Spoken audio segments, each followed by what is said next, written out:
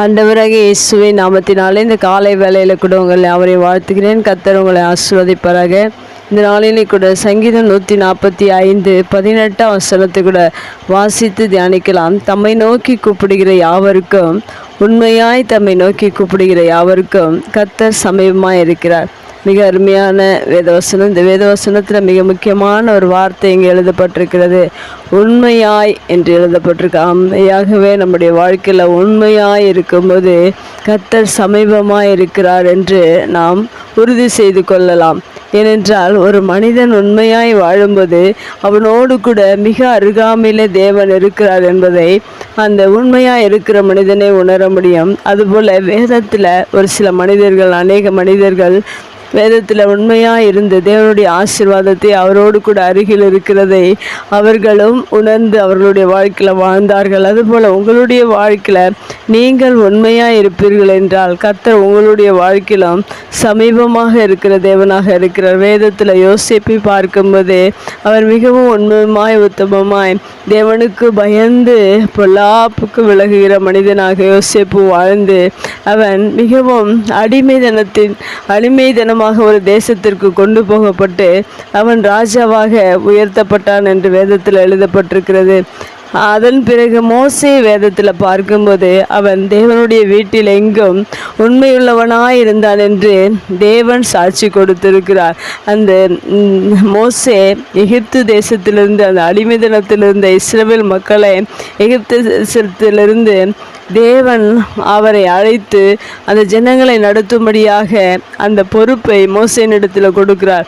அந்த பொறுப்பில் அவர் மிகவும் உண்மையாக இருந்து 40 லட்சம் ஜனங்களை அவர் உண்மையாய் தேவனுக்கு உண்மையாய் அவர் நடத்தி கானான் தேசம் சேரும் வரைக்கும் அந்த ஜனங்களை நேசித்து அவர்கள் கொடுத்த எல்லா துன்பத்தின் மத்தியிலும் தேவனை உண்மையாய் அவர் நேசித்து தேவனுடைய பாதையில் சென்றார் என்பது வேதத்தில் எழுதப்பட்டிருக்கிறது. அதுபோல் மோசே உண்மையாய் இருந்து அவரோடு கூட கர்த்தர் முகமுகமாய் பேசினார், மிக அருகாமையில் இருந்தார் என்று வேதம் சொல்லுகிறது. அதுபோல் நம்முடைய வாழ்க்கையில் மோசே போல தேவனுடைய சமூகத்தில் உண்மையுள்ளவர்கள் என்று சாட்சி பகர்ந்து தேவனோடு கூட பேசுகிற அனுபவத்தை நாம் பெற்றுக்கொள்வது மிக எளிதான ஒரு காரியம். அடுத்ததாக யோபை குறித்து வேதத்தில் சொல்லப்பட்டிருக்கிறது. யோபு என்கிற மனிதன் உத்தமனும் சன்மார்க்கனும் தேவனுக்கு பயந்து பொல்லாப்புக்கு விலகுகிறவனுமாய் இருந்தான் என்று யோபை குறித்து வேதத்தில் எழுதப்பட்டிருக்கு. அதுபோல் யோபுடைய வாழ்க்கையில் பாருங்கள், அநேக துன்பங்கள், அநேக வேதனைகள், சத்துருவின் போராட்டங்கள், எல்லா ஆசீர்வாதங்களை இழக்கிற சூழ்நிலைகள். அப்படிப்பட்ட சூழ்நிலையிலும் தேவனுடைய பார்வையில் அவர் உண்மையுள்ளவராய் வாழ்ந்தார் என்று வேதத்தில் எழுதப்பட்டிருக்கு. அப்படி உண்மையாக இருக்கும்போது அவர் கர்த்தர் சமீபமாய் வந்து அவருக்கு இரட்டிப்பான ஆசீர்வாதங்களை கொடுத்தார். கர்த்தர் சாட்சி கொடுத்திருக்கிறார்.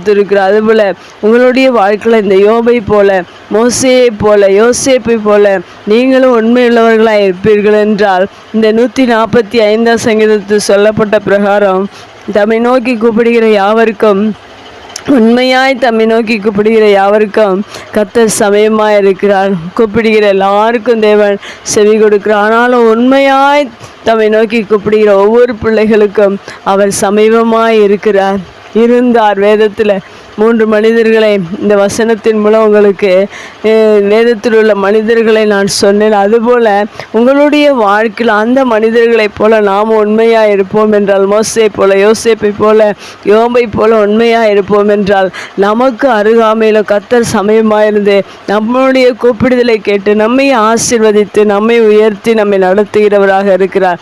கண்களை முடி ஜெபிக்கலாம். எங்கள் அன்பு தகப்பனே, தர்மையான வார்த்தைக்காய் நன்றி செலுத்தினோம். நாங்கள் உண்மை நோக்கி கூப்பிடும் போதெல்லாம் எங்களை செவி கொடுக்கிற தேவன், எங்கள் உண்மையாய் தம்மை நோக்கி கூப்பிடுகிற யாவருக்கும் நீர் சமீபமாய் இருக்கிறீர் என்று சொல்லப்பட்டிருக்கிற இந்த வேத வசனத்தின் பிரகாரம் நாங்கள் உண்மையாய் இருந்து உண்மை எப்போது எங்களுடைய அருகாமையில் நாங்கள் ஆண்டவரே உண்மை வைத்துக்கொள்ள நீர் எங்களோடு பேச, நாங்கள் உம்மோடு கூட பேசி இன்னும் ஆவிக்குரிய வாழ்க்கையில் உம்மிடத்தில் அநேக காரியங்களை கற்றுக்கொள்ள, உம்மிடத்தில் ஆசீர்வாதங்களை பெற்றுக்கொள்ள நீர் எங்களுக்கு உதவி செய்வீராக. தொடர்ந்து உங்கள் பிரசன்னம் எங்களோடு கூட இருக்கட்டும். உடைய வார்த்தை கேட்கிற அவருடைய வாழ்க்கையிலும் அவர்கள் கூப்பிடும் போதெல்லாம் நீர் சமயமாயிருந்து நீர் உதவி செய்யும்படியாக நம்முடைய சமூகத்தில் ஜெபிக்கிறோம்.